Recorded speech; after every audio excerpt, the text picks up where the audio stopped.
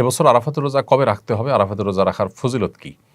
এবছর আমরা আরাফাতের রোজা রাখব 16ই জুন রবিবার, অর্থাৎ 15ই জুন শনিবার দিবাগত রাতে আমরা সাহরি খেয়ে 16ই জুন রবিবার আরাফাতের রোজা রাখলে ইনশাআল্লাহ বিদিনিল্লাহ আশা করা যায় আরাফাতের রোজার মর্যাদা বা ফজিলত আমরা লাভ করব। নবী করিম সাল্লাল্লাহু আলাইহি ওয়াসাল্লাম বলেছেন, সিয়ামু ইয়াউমি আরাফা আহতাসিবু আলাল্লাহি আন ইউকাফিরা সানাতাল্লাতী ক্বাবলাহু ওয়াল্লাতী বা'দাহু। অর্থাৎ আরাফাত দিনের রোজা যদি কেউ রাখেন তাহলে আল্লাহ তাআলার প্রতি আমার আশা হলো যে এর বিনিময়ে আল্লাহ তাআলা তাকে 1 বছর পূর্বের এবং 1 বছর পরের গুনাহ মাফ করে দিবেন। অতএব আরাফাতের রোজা রাখার চেষ্টা আমাদের করা উচিত। খুবই ফজিলতপূর্ণ একটি আমল। অন্য আরেকটি রোজা বা আরেকটি আমল পাওয়া যায় না যে আমলে আসলে 1 বছর পূর্বের তো বটে, 1 বছর অগ্রিম গুনাহ আল্লাহ তাআলা মাফ করবেন এবং কবিরা গুনাহগুলো থেকে অবশ্য তওবা করে মাফ চাইতে হবে, বান্দার হক আদায় করে মাফ চাইতে হবে।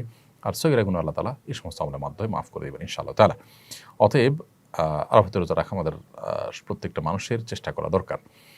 তবে আরাফাতের রোজা আমরা 9 তারিখ, জিলহজের 9 তারিখে রাখবো নাকি হাজিরা যেদিন আরাফাতে অবস্থান করেন সেদিন রাখবো, সেদিন আমাদের 8 তারিখ হলেও, এ সম্পর্কে দুটি মত আছে, আমরা বিভিন্ন সময় বলেছি এবং দুটি মতই ইজতিহাদি। তবে আমার কাছে এটি এখন পরিষ্কার যে আসলে যেই দেশে যখন জিলহজের 9 তারিখ হবে সেই দেশটিতে তখন আরাফাতের রোজা রাখাটা অধিকতর যুক্তিযুক্ত। যদিও নবী সাল্লাল্লাহু আলাইহি ওয়াসাল্লামের ভাষায় সিয়াম ইয়াউম আরাফা বলতে আরাফার দিন, আরাফার সাথে সম্বোধন করে বলেছেন, কিন্তু আসলে ইয়াউমুত তারবিয়া বলা হয় 8 তারিখকে জিলহজের, এবং ইয়াউমে আরাফা বলা হয় 9 তারিখে, ইয়াউমুন নাহার বলা হয় 10 তারিখে। ইয়াউমুন নাহার বলতে কিন্তু সাধারণত হাজি সাহেবরা যে কোরবানি করে থাকেন সেটা তারবিয়া বলতে 8 তারিখকে বোঝানো হয় হাজি সাহেবদের, কিন্তু আমরা যখন ফিকহের কিতাবপত্রে 8 তারিখ ইয়াউমুত তারবিয়া বলি তখন 8 তারিখকে বুঝি পৃথিবীর প্রত্যেক প্রান্তের মানুষের জন্য। ঠিক একইভাবে ইয়াউমুন নাহার বলতে 10 তারিখকে বুঝি, একইভাবে ইয়াউম আরাফা বলতে 9 তারিখকে বুঝবো। তো এর বিপরীতে যে মতটি আছে যে হাজি সাহেবদের সাথে আরাফাতে অবস্থানের সাথে মিল রেখে রাখাটাই উদ্দেশ্য, যেহেতু নামকরণ করা হয়েছে ওইটা দিয়ে 9 তারিখ না বলে, তো এই মতটিকে যারা অগ্রগণ্য বলেছেন সেটিকে উড়িয়ে দেওয়া যায় না। এগুলো ফোকাহে কেরামের গবেষণা, হাদিসে যেহেতু আলাদা স্পষ্ট করে মানে এরকম বিষয়কে খোলাসা করে দেওয়া হয়নি, অতএব সম্ভাবনা দুইটারই রয়েছে। তবে 9 তারিখের, অর্থাৎ যেখানে পৃথিবীর যে দেশে যখন 9 তারিখ, সেই 9 তারিখকে আরাফাতের দিন হিসাবে গণ্য করাটা আমাদের কাছে অধিকতর শক্তিশালী মনে হয়। তারপরও কোনো কোনো বর্ণায় জিলহজের প্রথম 9 দিনই নফল রোজা রাখার কথা বলা হয়েছে। অতএব আমাদের সে আমলটা করি তাহলে তো আর বিতর্ক বা সন্দেহের ঊর্ধ্বে আমরা উঠে যেতে পারি, সেটিও আমরা চেষ্টা করতে পারি। এবং ফোকায়ে কেরাম এই জিলহজের 9 দিনের সব দিনগুলোর রোজাগুলোকেই কিন্তু তারা মুস্তাহাব উল্লেখ করেছেন। অতএব এবছর আরাফাত দিনের রোজা হিসাবে আমরা জিলহজের 9 তারিখ অর্থাৎ 16ই জুন রবিবার রোজা রাখবো ইনশাআল্লাহ তাআলা। আর যদি কেউ তার আগের দিনগুলোর সাথে মিলিয়ে রাখেন সেটা আরও ভালো, আরও প্রশংসনীয়, বরং সবগুলো দিন অর্থাৎ প্রথম 9 দিনই রোজা রাখাটা মুস্তাহাব। খুব শীঘ্রই হজের মূল কার্যক্রম শুরু হচ্ছে।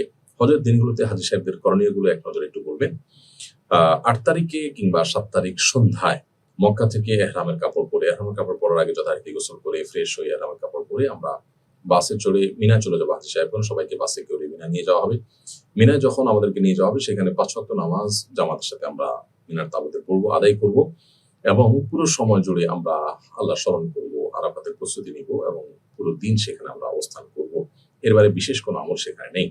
এবং 8 তারিখ রাতে কোনো কোনো এজেন্সি বাসে করে আমাদেরকে নিয়ে যাবে আরাফাতে। সেক্ষেত্রে 5 ওয়াক্ত নামাজ বিনা যদি পড়া নাও হয় কোনো অসুবিধা নেই, 5 ওয়াক্ত নামাজ পড়াটা সুন্নাহ, 1 ওয়াক্ত কম পড়া হলেও জায়েজ আছে। আমরা রাতে চলে যেতে পারবো মিনা এই আরাফাতে। আর যদি কেউ সকালে নেয় কোনো এজেন্সি তাহলে সকালে যাবো, কোনো অসুবিধা নেই। সকালে দেরি হলে কোনো সমস্যা নেই, তবে ফজরের উপরে যাওয়াটা সুন্নাহ। 9 তারিখ সকালবেলা যাওয়াটা হলো সুন্নাহ আরাফাতে। আরাফাতে যাওয়ার পর আমরা সেখানে রেস্ট করবো, খাওয়া দাওয়া করবো, জোহর নামাজ আদায় করে এরপর দীর্ঘ সময় ধরে একেবারে সূর্য ডোবা পর্যন্ত আমরা দোয়া এবং মুনাজাতে মাশগুল থাকবো। খুতবা শুনতে পারলে খুতবা শ্রবণ করবো, জোহরের পরে খুতবা হবে, এরপর আমরা দোয়া মাশগুল থাকবো সন্ধ্যা পর্যন্ত। সন্ধ্যার পর আমরা মুজদালিফায় চলে যাব মাগরিব নামাজ না পড়ে। মুজদালিফায় গিয়ে মাগরিব এশা একসাথে পড়বো, পড়ে মুজদালিফায় আমরা রাত্রি যাপন করবো ইনশাআল্লাহ তাআলা। এবং মুজদালিফা রাত্রি যাপন করে ঈদের দিন সকালে অর্থাৎ 10 তারিখ ভোরে আমরা চলে যাব মিনার উদ্দেশ্যে। মিনা বলতে জামালাতের উদ্দেশ্যে। জামালাতে গিয়ে বড় জমরায় পাথর মেরে তারপর আমরা কোরবানি করব। কোরবানি করে মাথার চুল আমরা চাচবো। চাচার পর আমরা এহরামের কাপড় খুলে ফেলতে পারবো। এই পুরো সময় আমাদের তালবিয়া চলবে জামালাতে পাথর মারা আগ পর্যন্ত। লব্বাইক আল্লাহুম্মা লব্বাইক চলতে থাকবে। সেই সাথে তাকবীরে তাশরিক 9 তারিখে সকাল থেকে চলতে থাকবে। আল্লাহু আকবার, আল্লাহু আকবার, লা ইলাহা ইল্লাল্লাহু আকবার, আল্লাহু আকবার, আলহামদুলিল্লাহ। এরপর আমরা হজের যে তওয়াফ আছে মক্কা এসে সেই তওয়াফ করব। আসলে যদি ক্লান্তি অনুভব হয় নিজের হোটেলে বা অন্য কোথাও অবস্থান করি, আর এই তওয়াফটা 1 দিন বা 2 দিন পরেও করি, কোনো অসুবিধা নেই। হজের তওয়াফ এটা এহরামরত অবস্থায় করা জরুরি না। যদি আপনার কোরবানি হয়ে থাকে তাহলে এহরামের কাপড় আপনি খুলে ফেলতে পারেন চুল চাচার পর। এরপর আপনি হজের তওয়াফ করলেন, সাই করলেন, আপনার হজের মূল কার্যক্রমগুলো সম্পাদন হলো। পাশাপাশি আহ 10 ঈদের দিন রাতে এবং 11তম দিবসের দিন রাতে আপনি মিনা অবস্থান করবেন এবং এই 3 রাত বা 12তম 11তম রাতেও অবস্থান করে আপনি 10তম রাতেও অবস্থান করবেন। করে 12তম দিবসে অর্থাৎ জিলহজের 12 তারিখে আপনি মিনা থেকে চাইলে মক্কা চলে আসতে পারেন জগন্নাথ পাথর মেরে। তারপরে আর যদি 12তম দিবসে আপনি থাকেন, জিলহজের 12 তারিখে থাকেন রাতে মিনাতে, তাহলে সেক্ষেত্রে 13 তারিখে সকালে আপনি দুপুরের পরে আপনি পাথর মারবেন জমরাতে, দুপুরের পরে পাথর মেরে তারপরে মক্কায় চলে আসবেন। এ হলো টোটাল হজের দিনগুলোর কার্যক্রম। তাহলে চাইলে কেউ 12 তারিখে চলে আসতে পারে, আর যদি 12 তারিখ কেউ থাকেন রাতে সেখানে, তাহলে 13 তারিখে পাথর মেরে তাকে মক্কায় আসতে হবে। রোকসানা আক্তার, আপনি আমাদের ইউটিউব চ্যানেলে প্রশ্ন করেছেন, আমি কয়েকদিন যাবৎ পবিত্র অপবিত্র নিয়ে ওয়াসওয়াসায় ভুগছি। বেশিরভাগ সময় পেশাবের ক্ষেত্রে নামাজ আদায় হয়েছে বা হবে কিনা তা নিয়ে সন্দেহ হয়। এই সন্দেহ নিয়ে নামাজ পড়লে তা আদায় হবে কিনা? রোকসানা, অমূলক সন্দেহকে প্রশ্রয় দেওয়া ইসলামে নিষিদ্ধ। নবী করিম সাল্লাল্লাহু আলাইহি সাল্লাম বলেছেন, তামা ইউরিবুকা ইলা মা লা ইউরিবুক, তোমার যেটা সন্দেহ সেটাকে সন্দেহহীনতার দিকে তুমি নিয়ে যাও। তবে এই ওয়াসওয়াসার রোগ এটা অনেক সময় শয়তানি থেকে হয়ে থাকে, অনেক সময় ব্ল্যাক ম্যাজিকের কারণে হয়ে থাকে, নানা রকমের সমস্যার কারণে হয়ে থাকে। তো এই যে ওয়াসওয়াসার রোগ, এই ওয়াসওয়াসার রোগ থেকে আত্মরক্ষার জন্য আমাদেরকে রুকিয়া বা আপনার শরীর ঝাড়ফুঁকে শরণাপন্ন হতে হবে। এর পাশাপাশি ওয়াসওয়াসাকে প্রশ্রয় দেওয়া যে কোনো সুযোগ নেই ইসলামে, সেটা আমাদেরকে মাথায় রাখতে হবে। একটি মূলনীতি আছে ইসলামের শরিয়া, সেটা হলো যে আল ইয়াকিনু লা ইয়াজুলু বিশাক। আপনার ওযু আছে, এরপরে আপনার সন্দেহ হচ্ছে, খুঁতখুঁতে ভাব আসছে যে ওযু থাকলো কি গেল, তো এই খুঁতখুঁতে ভাবের কারণে আসলে ওযু ভঙ্গ হবে না, বরং ওযু আছে সেটি ধরা হবে। আপনার খুঁতখুঁতে ভাব নিশ্চিত কোনো বিষয়ের সাথে টেক্কা দিতে পারে না। আপনার মধ্যে যদি একটা বিষয় আপনি শিওর যে আপনার পেশাব বের হয়নি, এটা আপনি একসময় নিশ্চিত ছিলেন, মানে ওয়াসওয়াসা শুরু হওয়ার আগ মুহূর্তে, এরপর হঠাৎ করে ওয়াসওয়াসা আসলো। এই ওয়াসওয়াসা আসছে যে এই ওয়াসওয়াসাটা এটা যদি চূড়ান্তভাবে প্রমাণিত না হয়, প্রায় সময় এরকম ওয়াসওয়াসা হয়, আপনি দেখেন, তাহলে এটার কারণে আপনার ওই পবিত্রতাটা নষ্ট হয়ে যাবে না।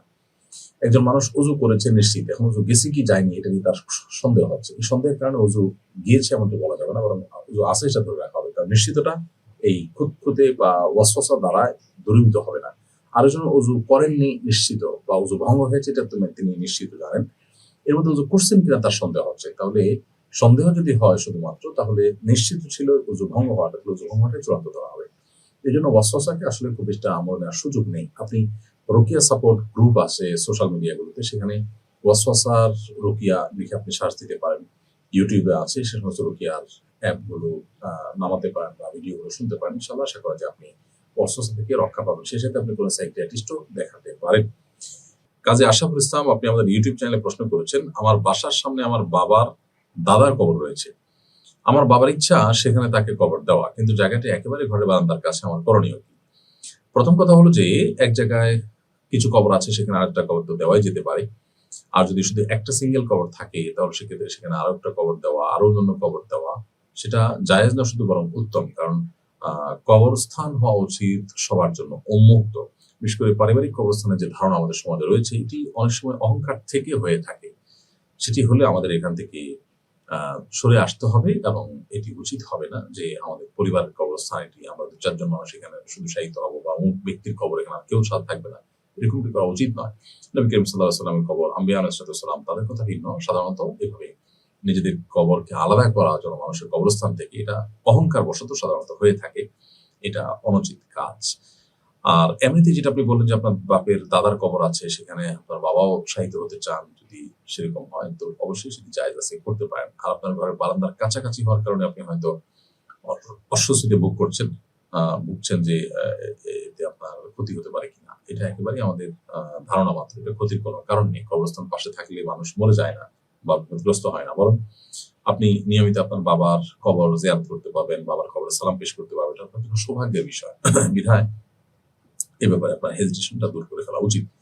অপু রাসেল, আপনি লিখেছেন, একজন নিয়ত করলো প্রতিদিন কিছু হলেও দান করবে, কিন্তু সময়ের অভাবে প্রতিদিন দান করতে পারছে না। এখন সে যদি সপ্তাহান্তে, পক্ষান্তে কিংবা মাসিক হিসেবে প্রতিদিন দানের সমপরিমাণ সম্পদ বা অর্থ কোনো এতিমখানায় কিংবা কোনো ট্রাস্টে দান করে, এতে কি তার নিয়ত ফলপ্রসূ হবে? প্রথমত, প্রতিদিন দান করার যিনি নিয়ত করেছেন তিনি প্রতিদিন দান করলে তার নিয়তটা রক্ষা করলে ভালো। যদি করতে না পারেন, এর কারণে তিনি গুনাহগার হবেন না। কারণ নিয়ত রক্ষা করতে না পারলে মানুষ গুনাহগার হয় না। বিশেষ করে অপারগতার কারণে যখন আপনি এটা পারলেন না, এর কারণে আপনার কোনো গুনাহ হবে না। অতএব আপনি সপ্তাহ শেষে বা 15 দিন শেষে বা মাস শেষে দান করলে সেটাও জায়েজ হবে, কোনো অসুবিধা নেই।